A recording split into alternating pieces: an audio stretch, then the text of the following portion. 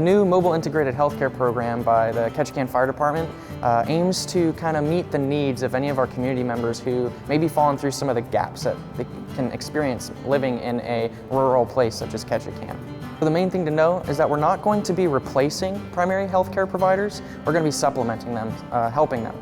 We're aiming to help those who are struggling to get their basic needs met, community members such as seniors, homeless, or just general vulnerable population here in Ketchikan. So there's going to be a lot of different types of services we provide, and initially we were looking to have a very expansive program, but as we've kind of come along, we've narrowed down the focus. The last thing we wanted to do was kind of have a cookie cutter program that we copied from some other city or some other state. We've learned that Ketchikan's a unique place and it needs its own unique solution. So some of the areas we're going to focus on initially are going to be vulnerable populations, follow-up care if you're getting discharged from the hospital, or if you have an ambulance come to your house. We'll check within the next week or so, see how you're doing, see if there's anything you need. Try to coordinate with the healthcare providers on the island for you.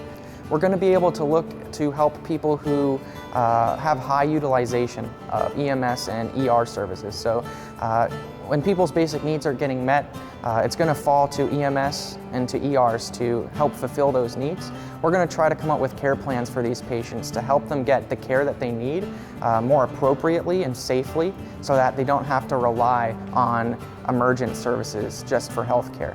We're also going to try to focus a lot on outreach and education, meeting with senior centers, schools, whatever it may be, to try to focus a lot more on prevention rather than just responding to emergencies. See if we can't reduce the amount of emergencies overall. We have a transit van that we'll be utilizing, and think of it kind of like a mobile clinic. It doesn't have the capability to be transporting patients. That's a service that we're looking to expand into in the near future, but the mobile clinic van will be able to provide all types of services at patients' homes or just out in public. So when we're out and visiting with patients, whether it be at parks or at patients' homes, if the home or that meeting place isn't conducive to the type of examination or interaction we're having with that patient, we can bring them into the van. It'll be a little more private. We're looking to outfit it with ear, nose, and throat examination capabilities.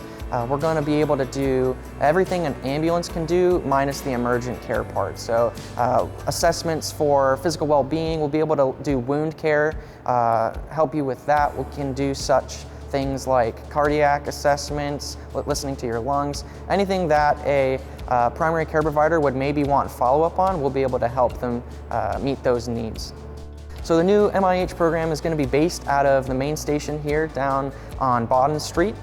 We have our office upstairs on the 3rd floor, and something important to note, we are not going to be dispatched emergently. If you think you would like to utilize our services, you can talk to your primary healthcare provider who can give you a referral to us, or you can give us a call on our voicemail only line.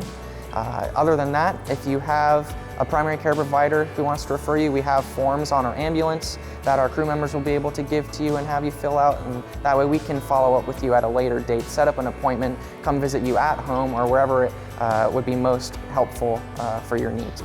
You're going to see us out in the community all over the place. You'll see us at senior centers, you're going to see us at libraries, at schools. We'll be spending time just in the general community at parks. Anywhere where we see a need that's not being met, we're going to try to come up with some unique solutions to fill those gaps.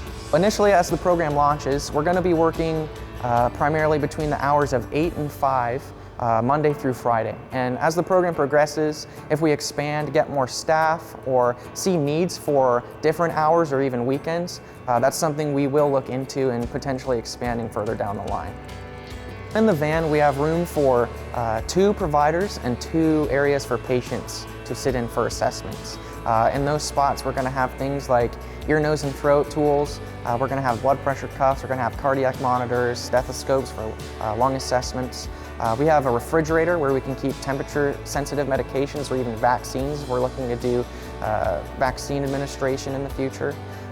There's also going to be a privacy curtain where if we're doing something a little bit more intimate or something that we need more patient privacy, we can put that curtain up and really make the patients seem more comfortable.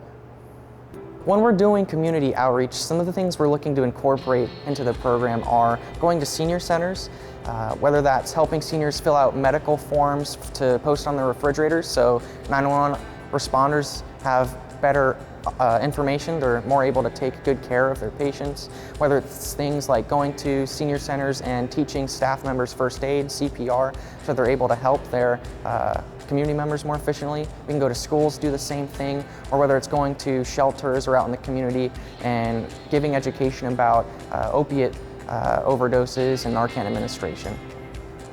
When the program launches in June, you're going to see us out about in the community. Feel free to say hi to us, ask us questions. We're going to be able to come to your home, have a conversation about what types of services we can provide and really help you with, get to know you, see what your needs are. Feel free to stop any of the guys on the Ketchikan Fire Department crew. They'll have referral forms and have some information for you. Feel free to give us a call. We have a voicemail only number, and as always, feel free to stop by the station and have a chat with us up on the 3rd floor.